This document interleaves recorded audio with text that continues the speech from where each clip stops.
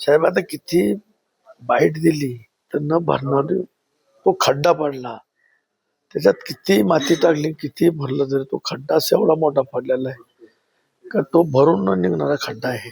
हा. त्या खड्ड्याला एकच या सगळ्यांनी एकत्र येऊन त्या खड्ड्याच्या कुटुंबाच्या पाठीमागे राहावं तरच तो खड्ड्याला काहीतरी दिला असेल. दादानी बोलण्यासाठी का आमच्याकडे ठेवलंच नाही, सगळेच घेऊन गेलं. खरं खरं तर 12 डिसेंबरला 2 राष्ट्रवादी पक्ष हे एकत्र येणार होते.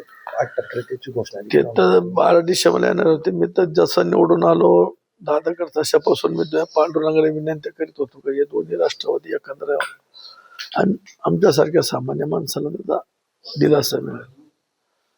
आज एकत्र आले पाहिजे हीच आमची इच्छा आहे. खरं तर अनेक राष्ट्रवादीच्या नेत्यांमध्ये चर्चा आहे की सुनेत्रा पवार यांना उपमुख्यमंत्री पद दिलं पाहिजे. कसं आता त्या कुटुंबाच्या पाठीमागे सगळ्यांनी राहिलं पाहिजे. सन्मान्य शेम साहेबांनी सुद्धा न्याय दिला पाहिजे. शेम साहेबांना सुद्धा आमची विनंती, सामान्य कार्यकर्त्यांची, साहेबांनी सुद्धा त्या कुटुंबाला सांभाळून घेतलं पाहिजे. त्या कुटुंबाच्या पाठीमागे राहिलं पाहिजे.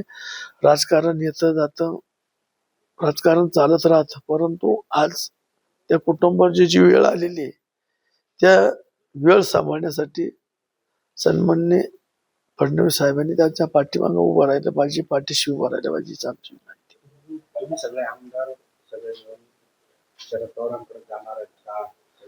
की दोन्ही राष्ट्रवादी एकत्र येतील? आमची तर विनंती आहेच, आम्ही जाणारच आहे. साहेबाला एकच सांगणार आहे की साहेब जोपर्यंत आता आहेत साहेबांनी त्या कुटुंबाच्या पाठीमागे उभं राहिलं पाहिजे. आम्हाला सगळ्यांना एकत्र केलं पाहिजे मोठ्या साहेबांनी आणि लवकरात लवकर हा निर्णय घेतला पाहिजे हीच आमची इच्छा आहे.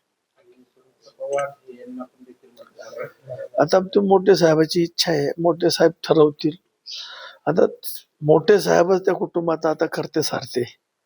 साहेबांनी जे ठरवलं आम्ही किती सांगितलं, साहेब आहे ते धुरंधर नेते आहेत, त्यांनी देशाचं राजकारण चालवलेलं आहे.